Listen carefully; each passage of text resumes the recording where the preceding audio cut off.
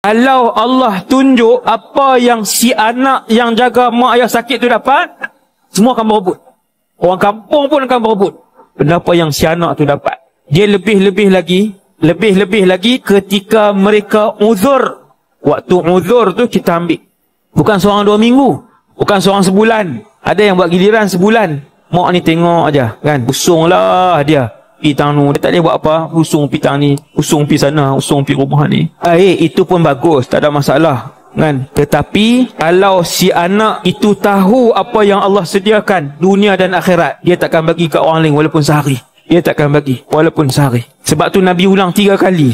Nabi kata raghima anfun, thumma raghima anfun, thumma raghima anfun. 3 kali yang Nabi ulang dengan mulut dia. Sampai sahabat tanya, siapa ya Rasulullah?